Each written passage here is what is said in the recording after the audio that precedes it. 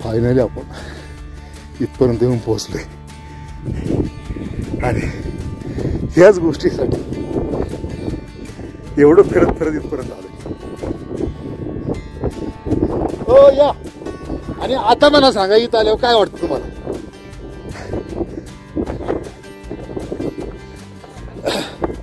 यावरती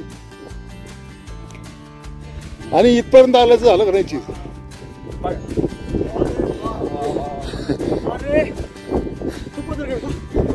तो नाही हा समोर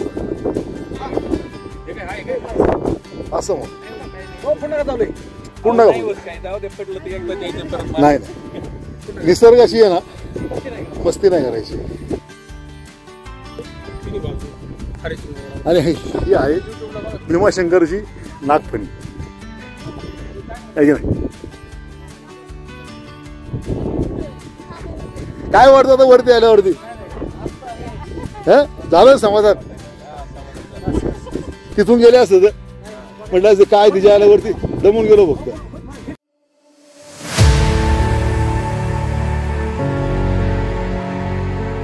जय शिवराय जय शंभूराजे मित्रांनो. तर आत्ता आपण भांडार डोंगराच्या पायथ्यात सकाळी तळेगाववरून निघालो. एक 9 वाजता तळेगाववरून निघालोय. एक 10 मिनिटांमध्ये आपण इथं पोहोचलोय. तर आजला आपण जाणार आहोत भीमाशंकरला. समोर दिसतोय त्या रस्त्याने सुदवडी आहे. सुदवडी मार्गे कारेगाववरनं कडूसवरनं चास वाडा मार्गे आपण भीमाशंकरला जाणार आहोत. तर चला आजचा प्रवास कसा होतोय, काय होतोय, दर्शन कसं होतंय पाहूया.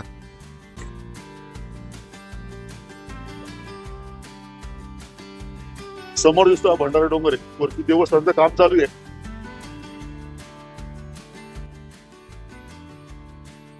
समोर दिसतोय हा आहे भामचंद्र डोंगर. ज्या ठिकाणी संत श्रेष्ठ तुकाराम महाराज यांनी 15 दिवस तपश्चर्या केली ते हे तीर्थक्षेत्र आहे भामचंद्र डोंगर. आता मात्र खऱ्या अर्थाने आपला प्रवास चालू झालाय. पाठीमागे MIDC सोडली. इथून पुढे मात्र रस्ता कसा असेल पाहूया. मित्रांनो, या आडमार्ग प्रवास करायचं कारण हेच आहे की आपला प्रवास ह्या हिरवगार असणाऱ्या जंगलातनं शेतीमधनं होतो. साधारण 1 तासाभराच्या प्रवासानंतर आपण कडूसला येऊन पोहोचलो. ते समोर दिसतं हे कडूस गाव आहे. मात्र रस्त्याची कामं चालू आहेत. येताना रस्ता मध्ये पाहिजे असेल की भरपूर खराब आहे. त्याच्यामुळे तासभर लागला. रस्ता रोड जर व्यवस्थित जर असेल तर आपण एक अर्ध्या-पाऊण तासामध्ये इथपर्यंत येऊ शकतो. ते समोर आहे कडूस गाव.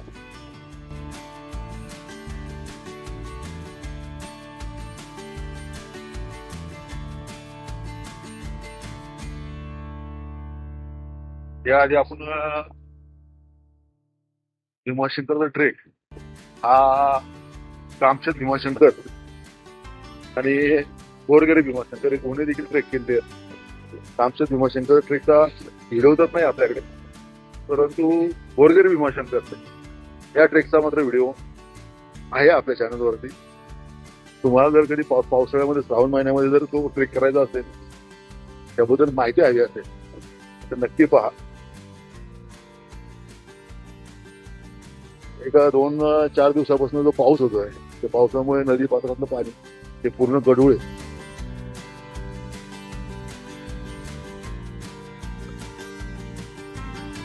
आता वाजले 11 आणि हा दिसतोय उजव्या बाजूचा रस्ता. हा रस्ता येतोय घोडेगाववर. ढाकाळे घोडेगाव, ढाकाळे आणि वाडा. आणि समोर दिसतंय हे आहे वाडा.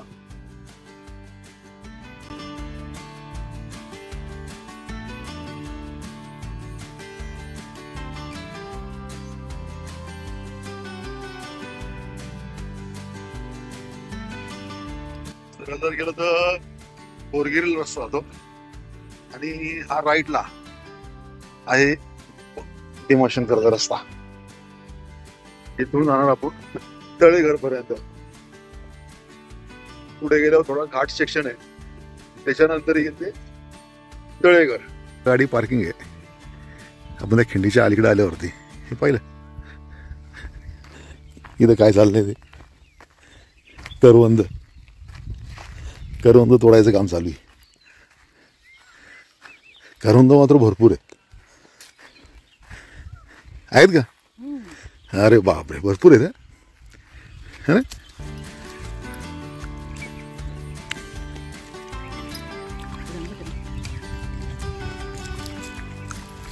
चांगली मोठी मोठी आहे. आहे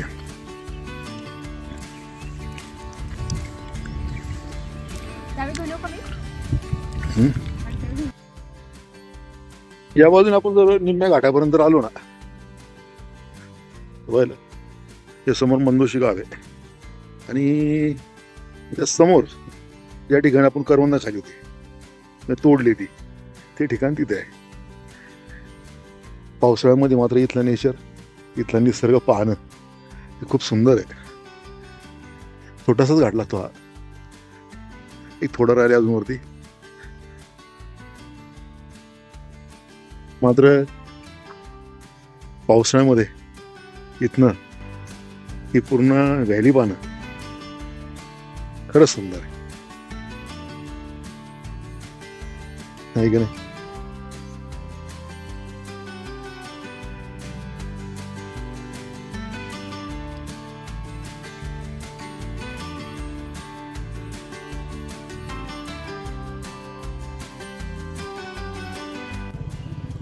आता मंदिर राहिलं एक आपल्याला 2.5 किलोमीटर, पण त्याच्या आधी जर पाहिलं ना 2.5-3 किलोमीटरलाच गाड्यांच्या पार्किंग तिथंच आहे. इथपासून मात्र जे 4 व्हीलर येणार आहे ते असे पायी जातात. हे पूर्ण पार्किंग तिथे. हे जर ह्या वेळेला जर कंडिशन असेल तर श्रावण महिन्यामध्ये कसे असतं विचार करण्यासारखी गोष्ट आहे. भरपूर. मात्र आता वर्षभर तुम्ही जर भीमाशंकरला आला ना तर वर्षभर तुम्हाला अशीच गर्दी पाहायला भेटेल. आता मंदिरापर्यंत जायचं असेल तर एक गोष्ट सांगतो, तुम्ही सकाळी 6च्या आतमध्ये जर भीमाशंकरला पोहोचलात तर तुम्ही मंदिरापर्यंत म्हणण्यापेक्षा जिथे एस टी महामंडळाचं ST स्टँड आहे त्याच्या तिथपर्यंत तुमची गाडी जाऊ शकते. मात्र त्यासाठी लवकर येणं गरजेचं आहे. उशीर जर झाला तर ह्या पार्किंगमध्येच थांबावं लागेल.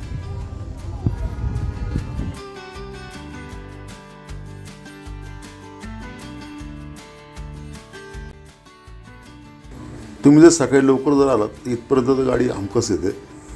समोर पाहताय हे उजव्या बाजूस आहे ST स्टँड, इथे देखील गाडी पार्किंग होऊ शकते. आणि स्टँडच्या पुढे मात्र आता इथून पुढे पूर्ण मोठ्या गाड्या जाऊ शकत नाहीत. तर चला आता आपण प्रथम आहे ना मंदिराकडे न जाता आपण जाणार हनुमान तळ्याकडे जाऊ. समोर जे कमानी सगळं कंस्ट्रक्शन दिसतंय तिथनं खाली मंदिराकडे जायला रस्ता आहे आणि त्याच्या उजव्या बाजूने जाणार आपण आहोत हनुमान तळ्याकडे. मंदिराच्या उजवी बाजूने जर आपण आतमध्ये आलो ना हनुमान तळ्याकडे तर इथे छोटं मंदिर लागतं. पहिला मी लहानपणी इकडे यायचो ना तर इथे अशी खडकाला छोटे छोटे होल होते. आता होल आहे तिथे अजून. एक मिनटं दाखवतो तुम्हाला मी. हे बघा इथे हे होल आहे, ठीक आहे. या होलमध्ये अजून देखील पाणी. लहानपणी यायचो आम्ही. शंकराची पिंड कोरलेली आहे. इथं शिल्प आहे, ते समोर एक शिल्प आहे ना. स्वच्छ पाणी एकदम. लहानपणी यायचो त्यावेळेला मी पाहायचो इथे. इथे मात्र आता लोकांनी नवसाचे दगड रचून ठेवले. समोर गाडी पार्किंग आहे आणि आपल्या सौभाग्य होती नवसाचे दगड रचायला चालू केले. तिने देखील काय नवस मागते आता, काय नाही मागत. हे बघा अशी काय नाही मागत. आणि समोरच्या साईडला या झाडाच्या पाठीमागे हनुमान तळ आणि हनुमान मंदिर आहे. पण पावसाळ्यामध्ये इकडे जर आलात तर खूप सुंदर असं नेचर इथं पाहण्यासारखं. आणि वरती एक टोक दिसतंय, तो आहे कोकण कडा. होऊया जमलं तर आपण जाऊया वरती कोकण कड्यापर्यंत. चला पहिलं जाऊया हनुमान तळ्याकडे. चला. समोर गाडी पार्क केली आहे का, मात्र इथे कंस्ट्रक्शनचं काम चालू आहे. त्याच्या पुढे हे आहे हनुमान तळ. हनुमान तळाच्या समोर आहे ते हनुमानाचं मंदिर, सुंदर असं मंदिर. पूर्वी मात्र या तळ्यातलं पाणी पिण्यासाठी वापरत होते, पण आता कंस्ट्रक्शन चालू असल्यामुळे याच तळ्यामधलं पाणी कंस्ट्रक्शनसाठी देखील वापरतात आहे. चला आतमध्ये जाऊ, मंदिराचं दर्शन घेऊया.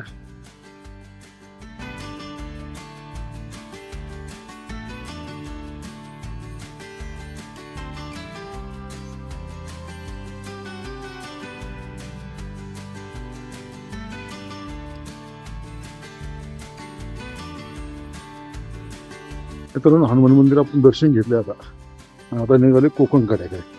मंदिराच्या बरोबर उजव्या बाजूने ही जी पावलवाट जाते ही जाते कोकण कड्याकडे. चला, बऱ्याच वर्षांनी म्हणलं तर जवळजवळ एक 20-25 वर्ष झाले असतील आपण कोकण कड्याला या मार्गे गेलो होतो. त्याच्यानंतर आजला योग आलाय आपल्याला कोकण कड्याकडे जाण्यासाठी. चला, अजून काय काय नवीन या रूटला झाले ते पाहायला मिळेल. आता तर पाहिलं की पाठीमागे ते समोरचं मोठं कंस्ट्रक्शन चालू आहे. पहिलं जर आलं तर फक्त हे हनुमान मंदिर होतं आणि पुढचं एक तळ. त्याच्या व्यतिरिक्त या बाजूला दुसरं असं कंस्ट्रक्शन पाहायला भेटत नव्हतं. मित्रांनो, समोर जर आपण हनुमान तळ्यापासून जर आलो नाही अलीकडे, तर पूर्वी या ठिकाणी मंदिर नव्हतं, पण आता ह्या ठिकाणी मंदिर आहे. हनुमान तळ्याचंच मंदिर आहे नाही का. सुंदर अशी मूर्ती बसवलेली इथे.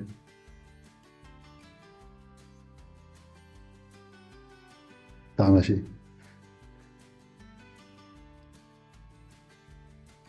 आणि मंदिराच्या बाजूलाच अजून एक छोटं मंदिर आहे.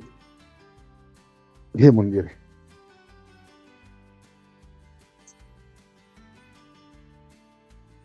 त्या मंदिराच्या बाजूला हे छोटं एक मंदिर आहे. हे देखील हनुमंतरायाचं मंदिर आहे. आणि मंदिराच्या बाजूने आपल्याला जायचंय कोकण कड्याकडे. तर चला जाऊया. एक 10-15 मिनिटांमध्ये पोचू वरती. मित्रांनो, आपण वरती कोकण कड्याकडे तर आलो होतो, परंतु फार पूर्वी आल्यामुळे या साईडला आपण रस्ता चुकून ह्या साईडला आलो. आता मात्र जायचं आपल्याला समोर. जायचं समोर पुढे समोर दिसते त्या साईडला. कारण इकडनं तर काही बाकीच्या गोष्टी दिसत नाही आहे. पलीकडल्या साईडला आहे नागपणी पॉईंट. तर जाऊया आपण तिकडे. दूरवर तर बरेचसे लोक देखील या साईडला आली होती, त्यांचा देखील हिरमोड झाला आहे.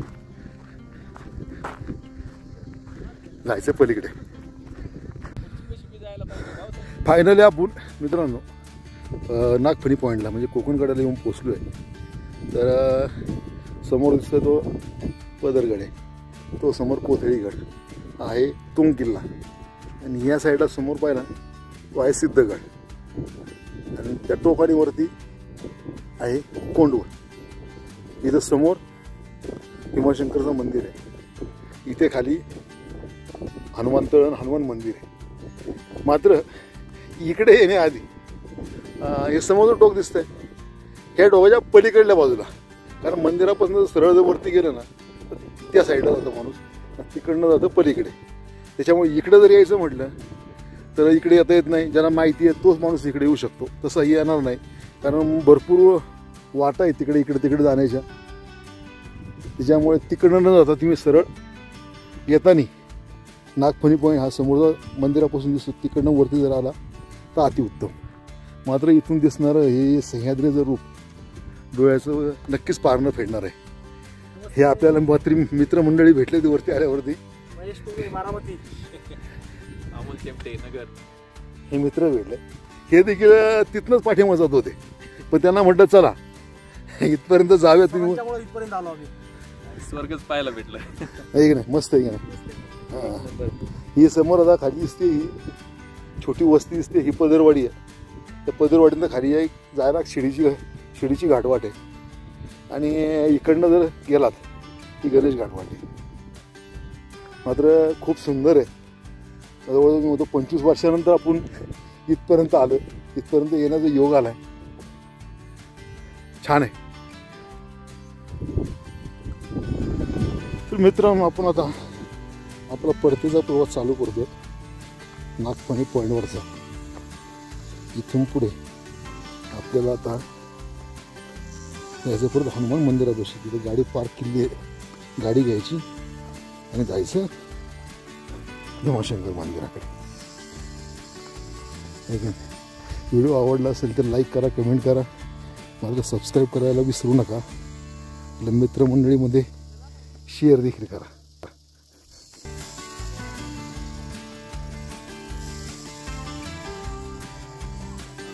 का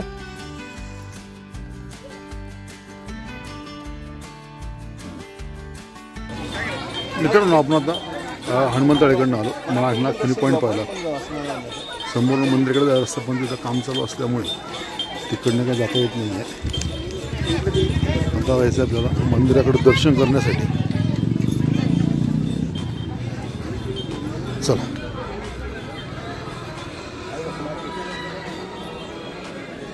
तर 12 महिने कधीही जा. आता मात्र भीमाशंकरला अशी लाईन असते.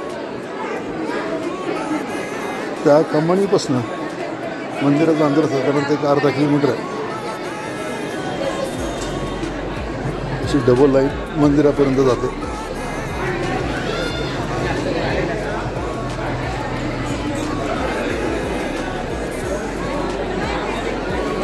मित्रांनो, दर्शन रांगेत ना आलं ना, समोर दर्शन रांग आतमध्ये जाते.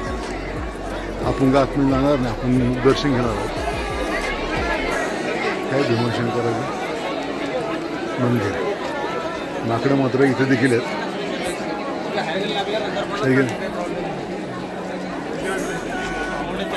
मित्रांनो, दर्शन रांगेतनं दर्शन जर घ्यायचं असेल तर साधारणतः 4 ते 5 तास लागतात. आता आपण वेळेअभावी आता मुखदर्शनच घेणार आहोत. मुखदर्शन साधारणतः एक अर्धा तास लागेल आपल्याला.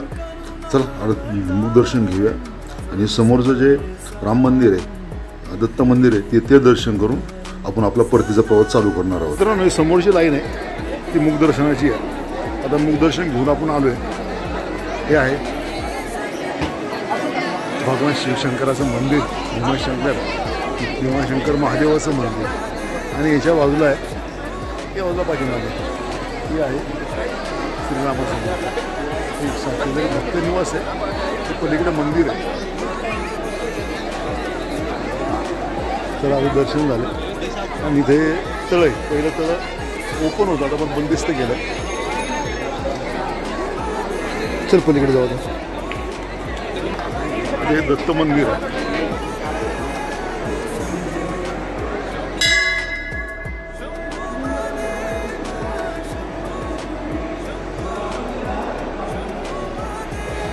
हे श्री दत्त मंदिर. बाकी ठिकाणी देवी देवतांच्या मूर्त्या आहेत. ठीक आहे.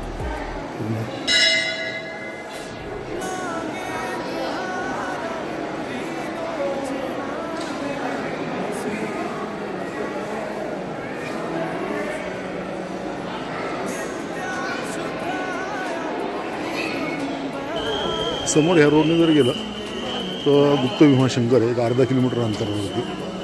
आणि हे आहे राम मंदिर.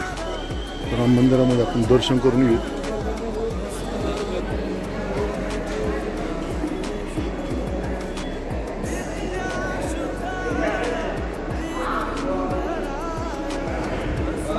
श्रीराम मंदिर.